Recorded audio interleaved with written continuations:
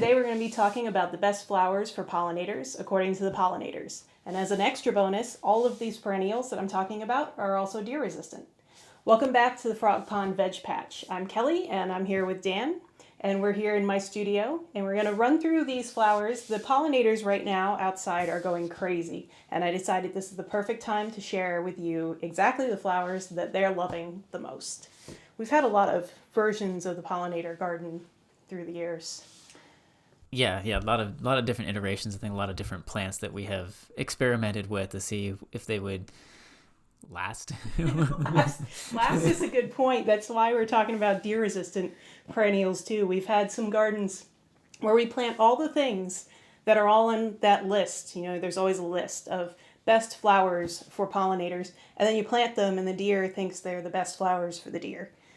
So I think we have found over the years some perennials that I wouldn't maybe go as far to say as benefit from the deer, but actually do perform well when the deer give them a bit of a prune, and then they actually, it's like us pinching them off, and the deer has kind of done it for you. If the plant can survive the deer do my job, and the pollinators like it, it's a good plant for me. It's perfect. That's all I want. Yep. So I'm going to be talking mainly about plants that are blooming this time of year, because that's what I thought to film. But also I have some that bloom earlier in the year too. We're going to start with that right now with Baptisia. That's the blue false indigo, or there's also yellow false indigo. We have the yellow, but I love that perennial. It gets big and bushy. It's got really like a nice dark blue foliage for the rest of the season, which looks really nice once the flowers are done. The flowers are early spring, but once the flowers are done, the foliage still looks great. Yeah, I would agree. I like it's a bright yellow. It's a smaller flower, so it's a really nice hit of color at the beginning of the season, and it's great all the rest of the year then. So Baptisia grows zone 4 through 9, and it gets about 3 feet tall by about 3 feet wide. So next up on my list, I have butterfly bush. In some places, it is an invasive species.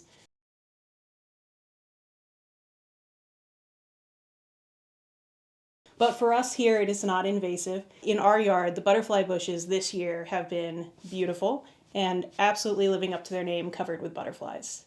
I think the one that we have that I love the most, I believe, might be Grand Cascade. It's these long lavender panicles of flower that are absolutely stunning. It looks kind of like a giant waterfall. Yeah.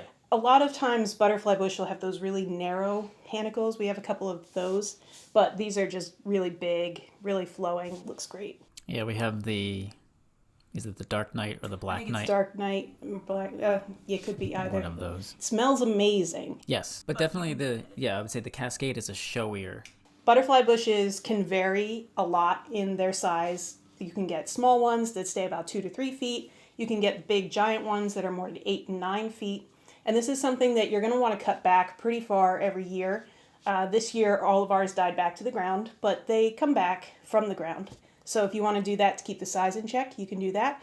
And butterfly bushes are zone 5 to 9 kind of a plant. And so those last two we were just talking about, they both really like full sun and kind of medium to dry soil conditions. Is that right? Yeah, absolutely. A lot of the plants that I grow in our garden don't need additional irrigation where we are. This year has been exceptionally wet. I think we've had more than 20 inches of rain over the last 3 months. But even in a normal year, I try not to irrigate any of the plants because I want them to have deep root systems that are going to take care of themselves. So some of these plants are going to be more drought tolerant than others, but generally that's another thing that I look for in plants. So next up we have mountain mint, and this has been an absolute winner in our garden. We have 2 different varieties. We have, I believe it's just a regular mountain mint. It's got thin leaves. It grows to be about 3 feet tall, 2.5 to 3 feet tall, and about 18 inches wide. The other one is clustered mountain mint, and this has those long bracts on either side that feel like velvet. I didn't even know they were textured till the other day. They feel amazing.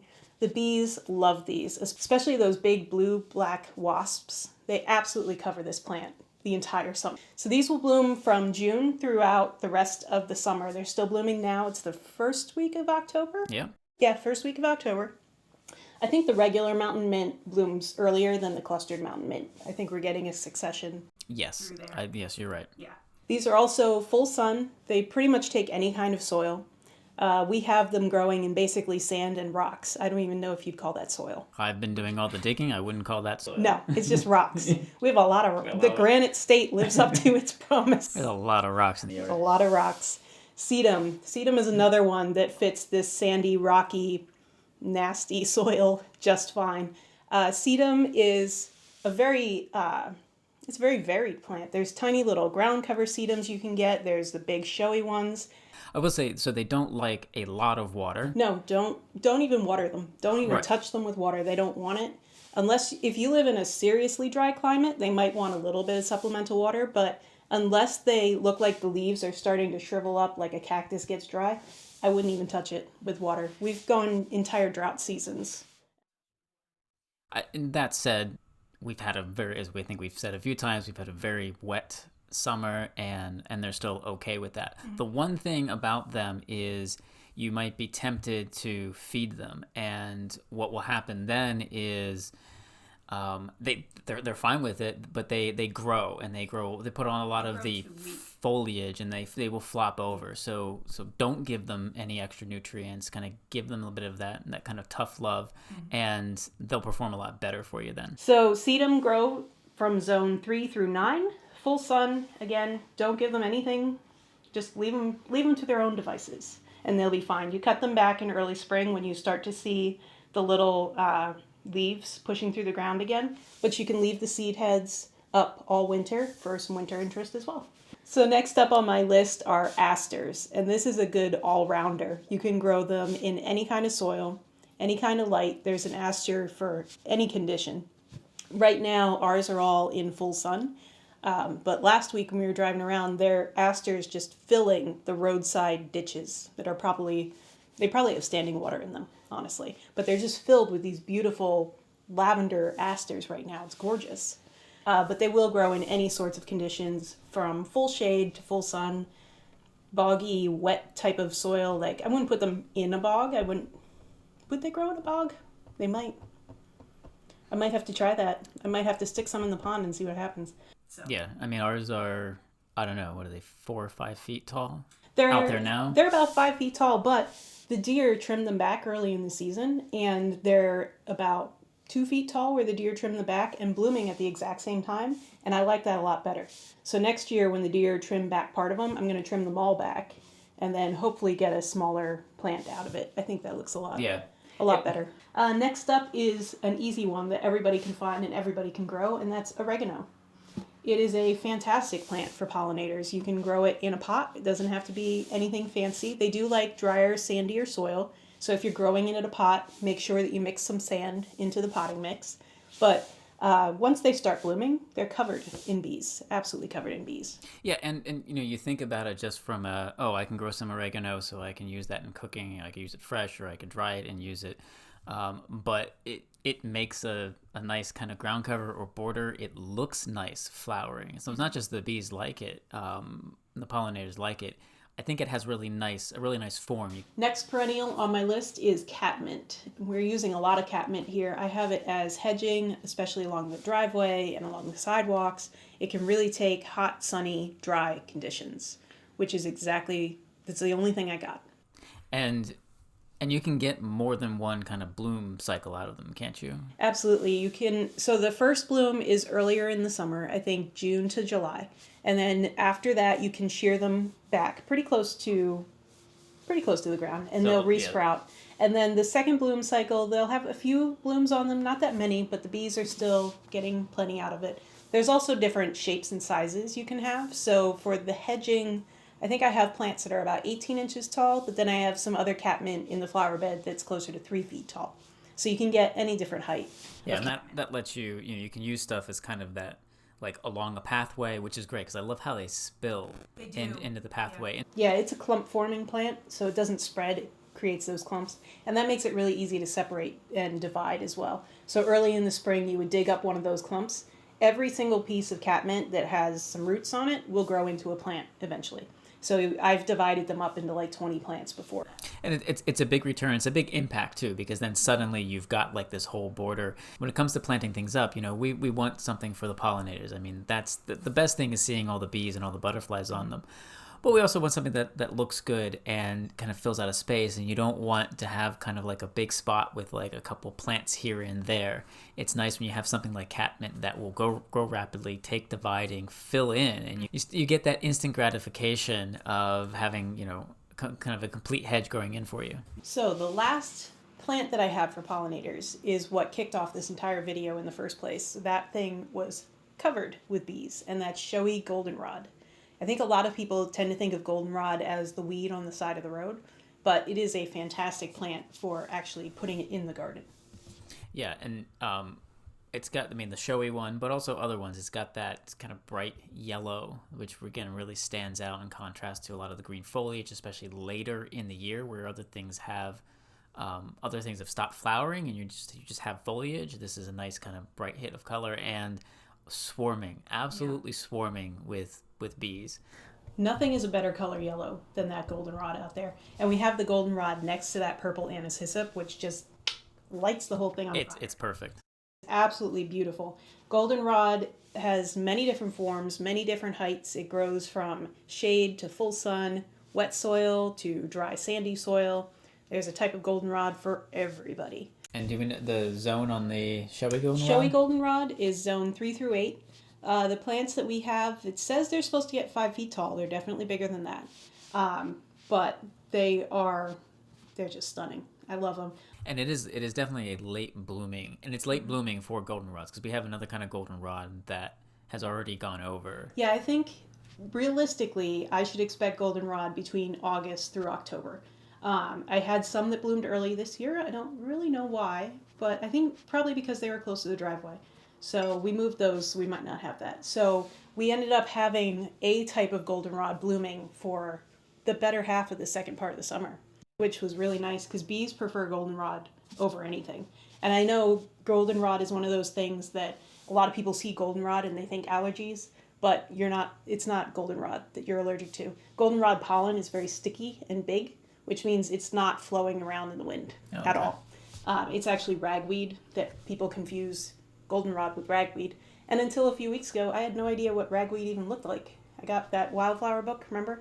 I had no idea what ragweed I still don't know looked what like. it looks like. Yeah. Well, we pulled some in the yard. It's like, oh, that's what it looks like. Yes. Because I thought it was another plant, and turns out that's not ragweed.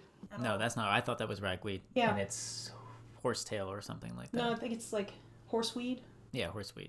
But no pollinator garden would be complete without the food plants for the butterflies and the moths, which if you are wanting to support butterflies and moths and bees in the first place, it's a good thing to add a few of these plants in there so that the butterflies have a place to lay their eggs and have caterpillars growing up on your own property, which I think is nice. So the caterpillars have very specific food requirements. Like for some species, they only eat one type of plant. So if you want that kind, then you need to have that plant. You can't just move them to something else and think they'll be okay. Yeah, there are some caterpillars, and we have them in our yard, the different types of woolly bear caterpillars. They'll eat pretty much anything.